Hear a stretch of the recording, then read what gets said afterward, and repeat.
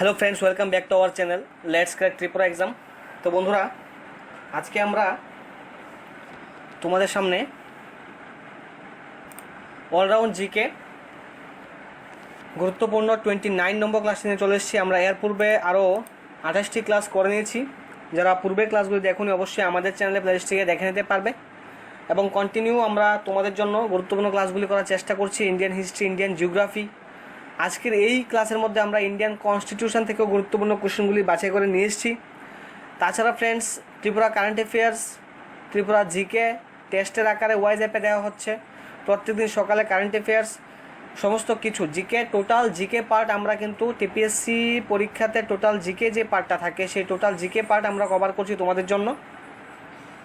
তো যারা এখনও আমাদের চ্যানেলটিকে সাবস্ক্রাইব করেনি ফ্রেন্ডস, তোমাদেরকে বলবো অবশ্যই সাবস্ক্রাইব করে নেবে, সঙ্গে দেওয়া বেল আইকনও ক্লিক করে নেবে, তাহলে সঠিক সময়ে তোমাদের নিকট নোটিফিকেশনটা চলে যাবে এবং তোমরা ক্লাস অ্যাটেন্ড করতে পারবে। ক্লাসটিকে লাইক করে নেবে এবং বন্ধুদের সাথে শেয়ার করে নেবে। Question number 1, who was the chairman of drafting committee? Drafting কমিটির চেয়ারম্যান কে ছিলেন? Who was the chairman of drafting committee? Question number 1 সঠিক উত্তর হবে option C, doctor B R Ambedkar. Doctor B R Ambedkar ছিলেন ড্রাফটিং কমিটির chairman. Question number 2, how many days did it take to complete Indian constitution?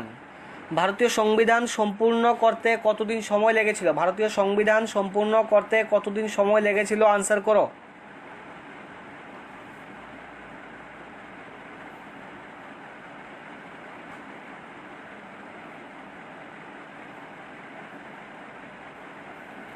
Question number 2 সঠিক উত্তরটি হবে option D, 2 years 11 months 18 days।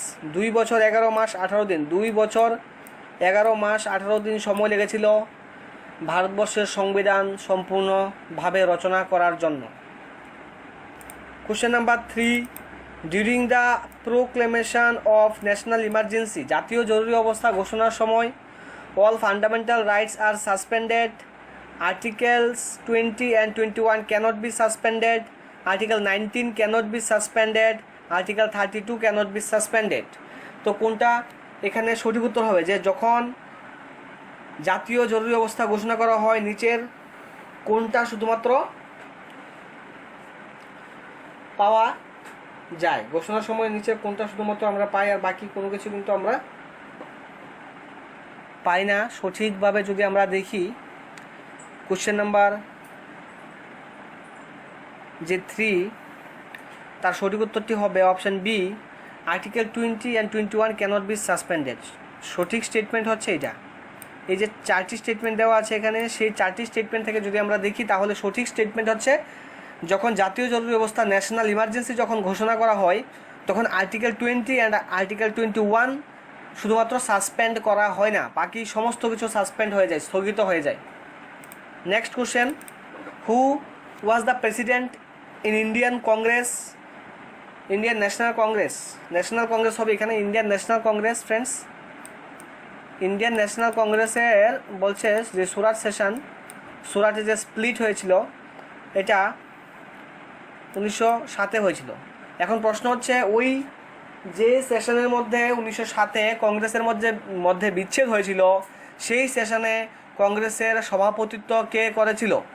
Who was the president in Indian National Congress on Surat split in 1907? Question number 4 সঠিক উত্তরটি হবে option C, doctor Rashbehari Ghosh. 1907-এ যখন সুরাট অধিবেশন হয়েছিল, যে অধিবেশনে কংগ্রেসের নরমপন্থী এবং চরমপন্থী দুই গোষ্ঠী বিভাজন হয়ে গিয়েছিল, ওই অধিবেশনে সভাপতি ছিলেন doctor Rashbehari Ghosh. Next question, খুবই গুরুত্বপূর্ণ একটি question, which one of the following is not true about the power of the Supreme court? Supreme কোর্টের পাওয়ার সম্পর্কে এখানে বলা হয়েছে, 4টি স্টেটমেন্ট দেওয়া আছে সুপ্রিম কোর্টের পাওয়ার সম্পর্কে। তো নিচের কোন স্টেটমেন্টটি সুপ্রিম কোর্টের পাওয়ার সম্পর্কে সত্য নয়?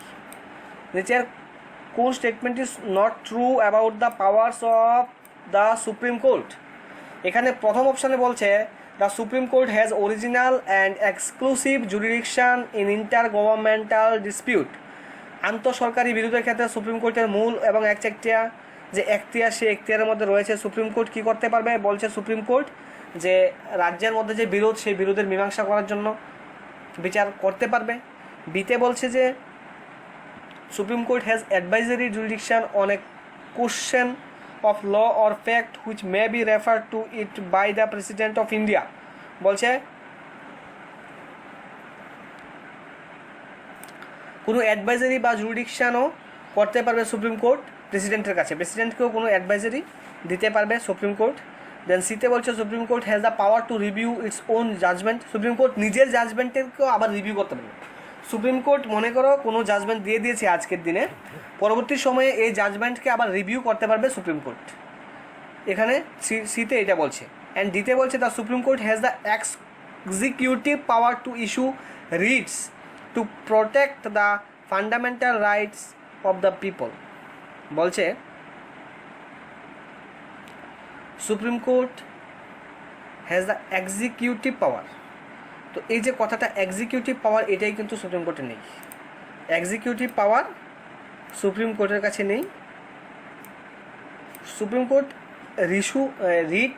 রিট করা যায় সুপ্রিম কোর্টে, এবং সুপ্রিম কোর্ট কী করতে পারবে, ফান্ডামেন্টাল রাইট, মানুষের মৌলিক অধিকার যদি হনন হয় তাহলে সুপ্রিম কোর্ট অবশ্যই সেই ব্যাপারে কেস নিতে পারবে, ঘোষণা করতে পারবে, কিন্তু এক্সিকিউটিভ পাওয়ারটা কিন্তু নেই। এক্সিকিউটিভ পাওয়ারটা সুপ্রিম কোর্টের কাছে নেই। তো অ্যাকচুয়ালি নট ট্রু অ্যাবাউট যদি যেহেতু বলেছে, তাই অপশান ডি টিক করতে হবে। Question number 6, all the executive power in Indian constitution are vested with.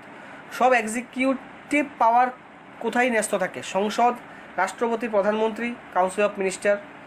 6-এর আনসারটি হবে অপশান সি, প্রাইম মিনিস্টারের কাছে। সব এক্সিকিউটিভ পাওয়ার, যত এক্সিকিউটিভ পাওয়ার আছে সমস্ত এক্সিকিউটিভ পাওয়ার থাকে কার কাছে? প্রাইম মিনিস্টারের কাছে থাকে। Question number 7, in which year the 73rd constitutional amendment act was assented by the president.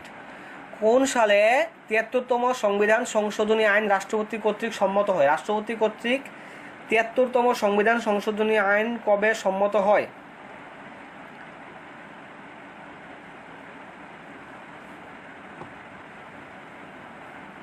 Question number 7-এর সঠিক উত্তরটি কী হবে? অপশান ডি হবে।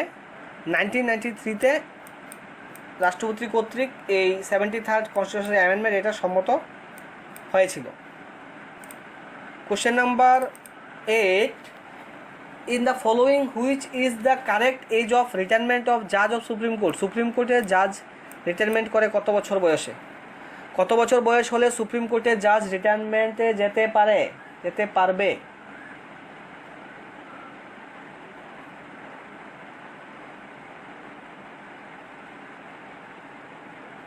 তো বন্ধুরা, যারা নতুনভাবে আমাদের চ্যানেলে এসছো, অবশ্যই তোমাদের কাছে রিকোয়েস্ট থাকবে তোমরা সাবস্ক্রাইব করে নেবে, ক্লাসটিকে লাইক করে নেবে এবং বন্ধুদের সাথে শেয়ার করে নেবে।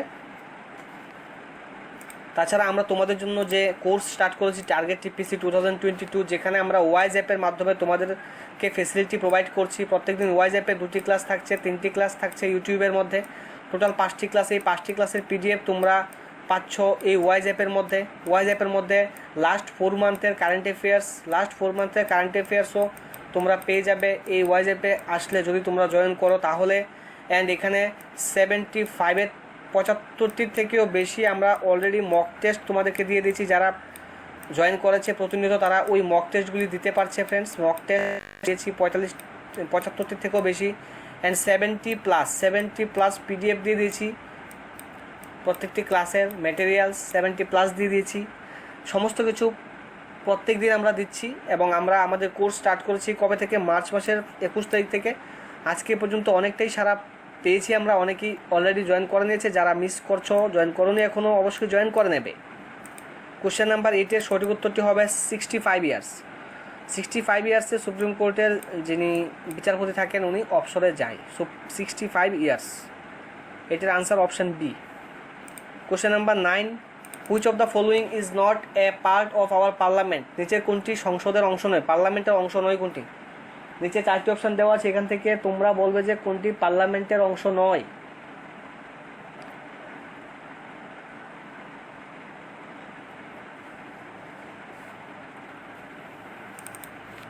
Question number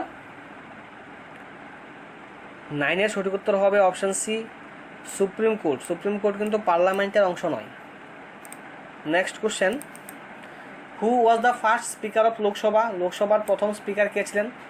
who was the first speaker of Lok Sabha?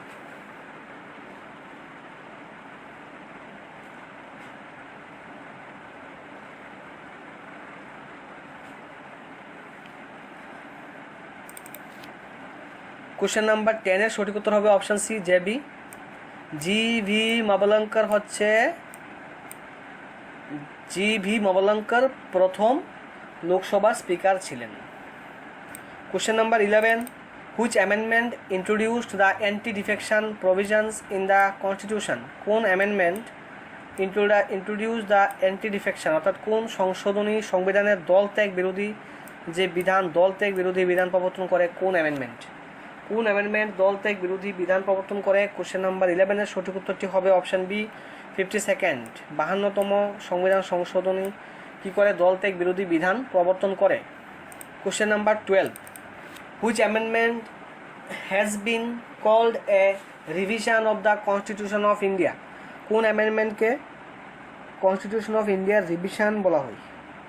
Which amendment has been called a revision of the constitution of India?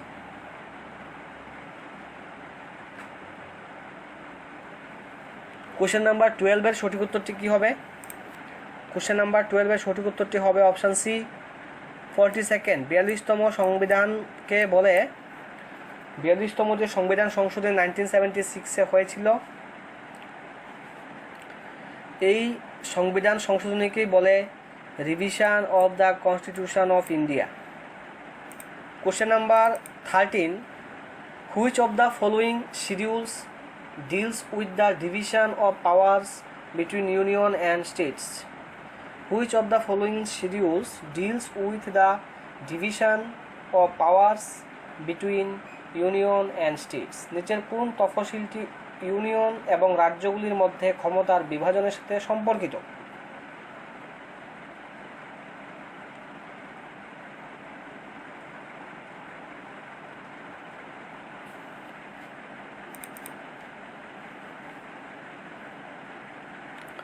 Question number 13 সঠিক উত্তরটি হবে friends option C, 7th schedule. 7th শিডিউলে বলা হয়েছে কেন্দ্র এবং রাজ্যের মধ্যে যে ক্ষমতা বন্টন, কেন্দ্র এবং রাজ্যের মধ্যে যে ক্ষমতা বন্টন, এটা উল্লেখ করা হয়েছে 7th শিডিউলের মধ্যে। Next question, constitution of India first meeting held on?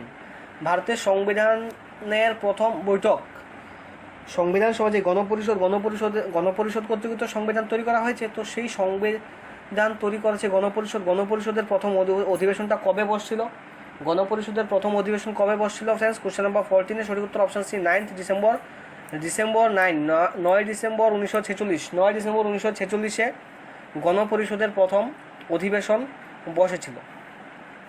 Question number 15, which amendment is called mini constitution of India? Which amendment is called mini constitution of India? Mini constitution of India কোন অ্যামেন্ডমেন্টকে বলে? Question number 15 সঠিক উত্তর হবে অপশানে 42nd amendment. 42তম সংবিধান সংশোধনীকে বলে mini constitution of India. তো ফ্রেন্ডস, ক্লাস রুটিন অনুসারে আমরা ক্লাস দিয়ে থাকি তোমাদেরকে। সকালে মর্নিংয়ে 7 AM কারেন্ট অ্যাফেয়ার্স, 3 PM থাকে ইন্ডিয়ান জিওগ্রাফি, 5 PM থাকে অলরাউন্ড জিকে, সানডেতে থাকে রিভিশন ক্লাস। অ্যান্ড প্রত্যেকদিন 2টি ক্লাস দেওয়া হয় ওয়াইজঅ্যাপের মধ্যে। ওয়াইজঅ্যাপের মধ্যে 2টি ক্লাস এক্সট্রা ক্লাস দেওয়া হচ্ছে, এবং প্রত্যেকটি ক্লাসের PDF, মক টেস্ট, এই সমস্ত কিছু আমরা দিয়ে থাকি তোমাদেরকে। এবং মান্থলি যে কারেন্ট অ্যাফেয়ার সবচেয়ে গুরুত্বপূর্ণ যেই পার্ট থেকে কিন্তু এক্সাম হলে আপকামিং ডেজে এক্সাম হলে গুরুত্বপূর্ণ অনেক কোশ্চেন আসবে কারেন্ট অ্যাফেয়ার্স পার্ট থেকে। এই কারেন্ট অ্যাফেয়ার্স পার্টের যে PDF আছে ওইটাও আমরা কিন্তু দিয়ে থাকি। এখন পর্যন্ত আমরা 4 মাসের কারেন্ট অ্যাফেয়ার্স কিন্তু দিয়ে দিয়েছি তোমাদেরকে। যারা এখনও জয়েন করনি আমাদের সাথে, অবশ্যই তোমরা জয়েন করতে পারো। অনলি 499 মান্থলি সাবস্ক্রিপশন প্ল্যানের মাধ্যমে তোমরা আমাদের সাথে জয়েন করতে পারো, এবং আমরা যা কিছু প্রোভাইড করছি তা নিতে পারো আমাদের কাছ থেকে ফ্রেন্ডস।